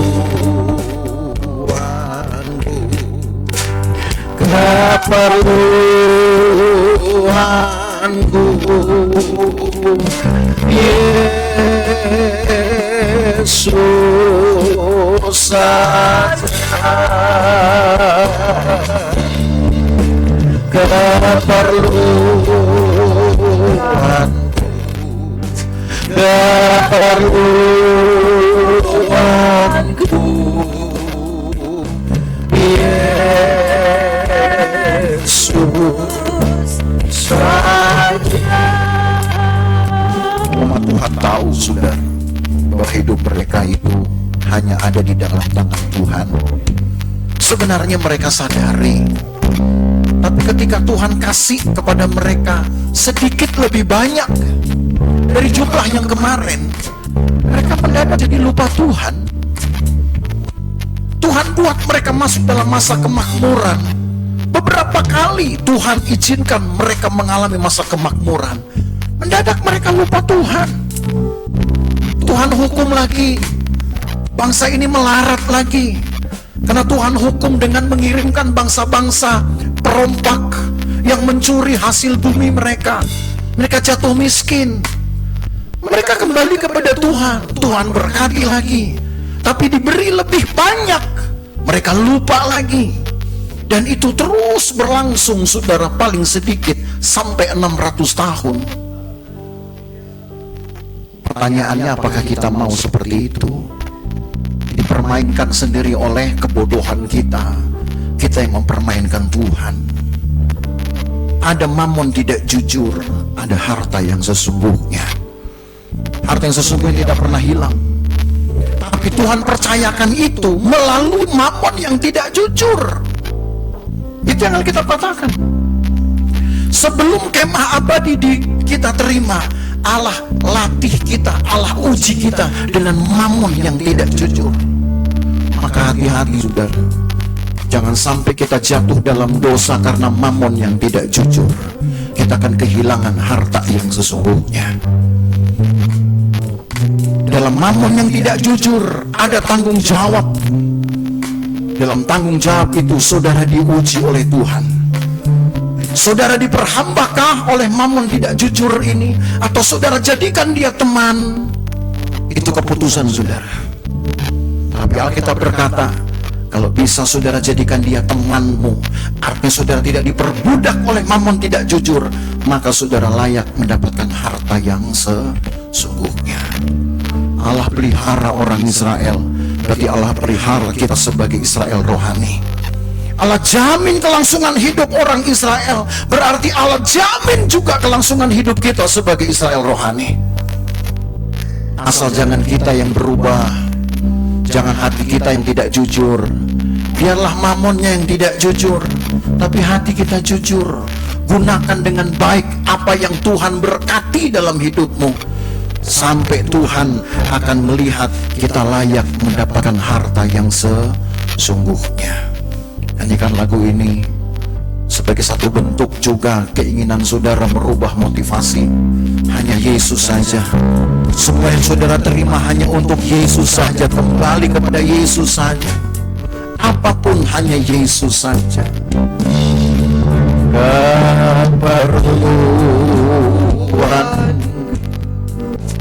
Keperluanku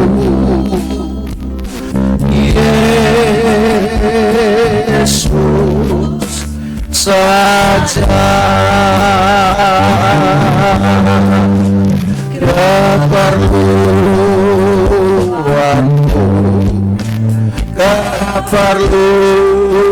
Keperluanku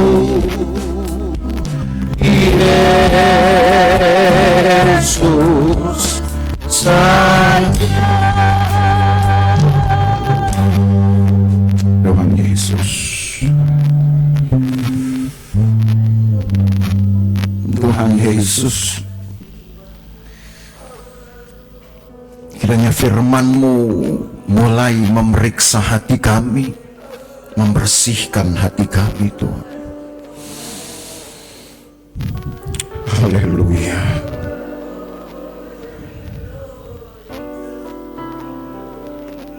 Haleluya.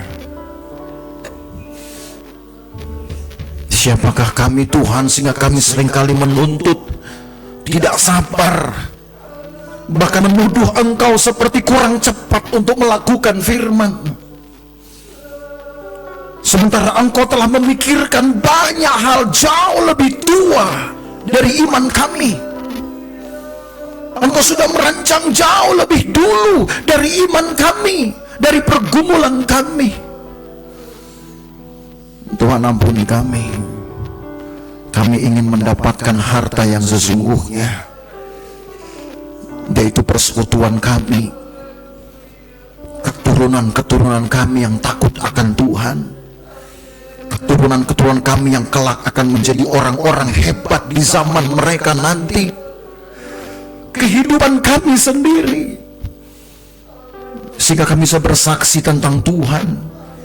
Seumur hidup kami hanya menyaksikan tentang kehebatan Tuhan. Itulah harta kami yang sesungguhnya. Maka Tuhan, percayakanlah itu. Seiring kami bisa mengelola mamon yang tidak jujur ini, yang Tuhan juga percayakan kepada kami. Kami tidak ingin kehilangan, kita tidak ingin kehilangan iman karena kami salah menjaga mamon yang tidak jujur. Kami tidak ingin berubah sikap karena kami salah mengelola mamon yang tidak jujur. Kami ingin tetap hati kami yang jujur, pikiran kami tetap jujur. Walaupun Engkau berkati kami dengan mamon tidak jujur, kami harus tetap jujur di hadapan Tuhan, supaya kami layak mendapatkan harta yang sesungguhnya. Terima kasih Tuhan. Berkati umat-Mu, teguhkan firman Tuhan kepada mereka, sebagaimana Tuhan telah jamin harta, jamin kehidupan kepada umat-Mu orang Israel. Maka kami percaya Tuhan juga akan melakukan hal yang sama buat kami, karena kami adalah milik Tuhan. Terima kasih banyak Tuhan Yesus. Besertalah dengan umat-Mu di dalam hari-hari mereka. Hari-hari mereka bekerja, hari-hari mereka sedang bergumul untuk memenuhi kebutuhan-kebutuhan mereka. Tuhan beserta. Pagari mereka, lindungi mereka, jauhkan dari bahaya celaka perbuatan jahat orang lain. Sehat-sehatkan mereka ya Tuhan. Berkati agar mereka dapat membelanjakan kebutuhan-kebutuhan hidup mereka. Berkati Tuhan, dan buat hati kami tetap jujur. Walaupun banyak mamon tidak jujur, Tuhan bisa percayakan, kami tetap ingin menjaga hati yang jujur. Terima kasih banyak Tuhan Yesus. Berkati umat-Mu, berkati seisi rumah mereka, berkati anak-anak mereka, berkati ya Tuhan. Bahkan orang-orang lain di sekitar mereka, biarlah juga merasakan berkat-Nya dalam kehadiran kami, karena kehadiran umat-Mu. Pendeknya, jadikan kami berkat bagi banyak orang. Terima kasih Tuhan. Lawati umat-Mu, sembuhkan yang sakit, kuatkan yang lemah. Tuhan, kembalikan mereka yang tercerai-berai. Tuhan, teguhkan kepada mereka yang mungkin sedang goyah hati. Bela kami ya Tuhan, bela umat-Mu. Engkau tahu apa yang mereka rasakan, Engkau tahu apa yang mereka sedang hadapi. Tuhan tolong, Tuhan nyatakan firman-Mu. Terima kasih banyak Tuhan Yesus. Berkatilah persembahan-persembahan, korban-korban umat-Mu, berkatilah kontribusi mereka untuk pekerjaan Tuhan. Berkati mereka ya Tuhan, dan berkati anak cucu mereka juga. Kami pulang sebentar, Tuhan jaga kami di jalan yang jauh, yang berkendaraan. Tuhan pagari kami, sehingga kami tiba di rumah kami dengan selamat, dengan sukacita, karena Tuhan ada bersama kami. Terima kasih Tuhan Yesus.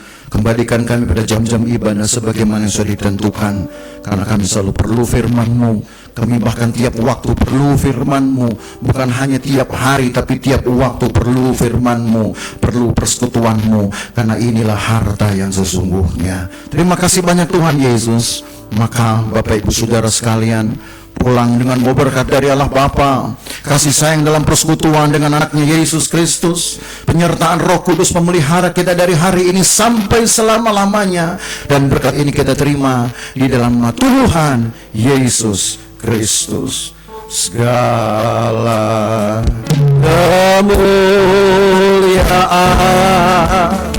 hanya bagi Tuhan. segala hormat pujian hanya bagi Tuhan. Kuasa dan kemuliaan hanyalah bagi Tuhan. Segala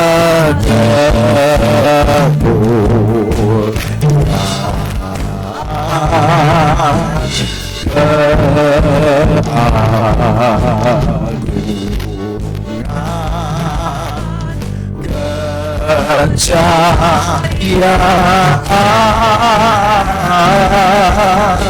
hanya bagi Tuhan.